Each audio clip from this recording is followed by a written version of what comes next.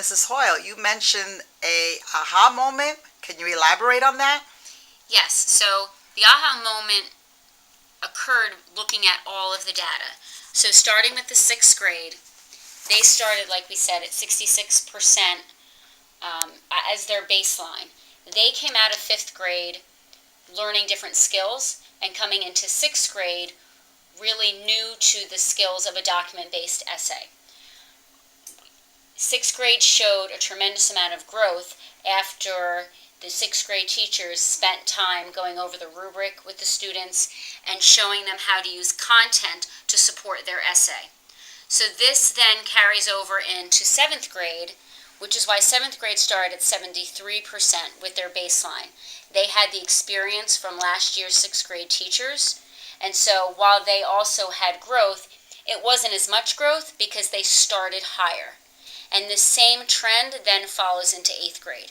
Because of the amazing 7th grade teachers from last year, our 8th grade students started with a high baseline, and because they started so high, their growth made sense in only being about 4 points.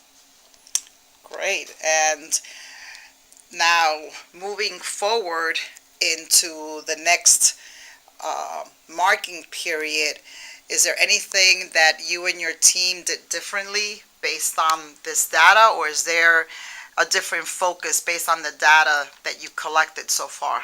Well, we did two things that were a little bit different.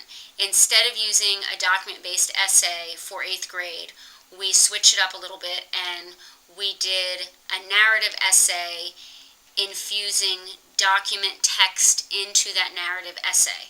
So we are going to see, we haven't looked at the data overall for 8th grade.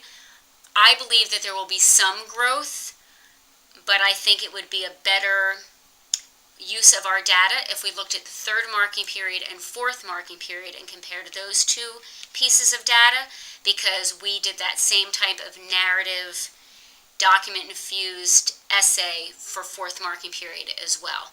So it's almost as if we'd be comparing apples and oranges, looking at 2nd marking period and comparing it to 3rd and 4th. But looking at 3rd and 4th, we should be able to see growth from 3rd marking period to 4th marking period.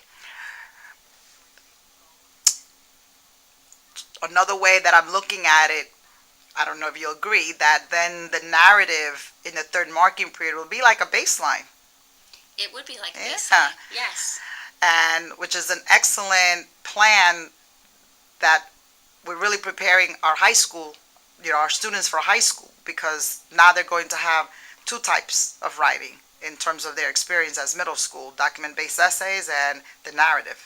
Yes, absolutely. Yeah. Well, thank you so much, Mrs. Hoyle, for sharing your 8th grade PLC work. You're Thank welcome. you. Thank you. Bye-bye.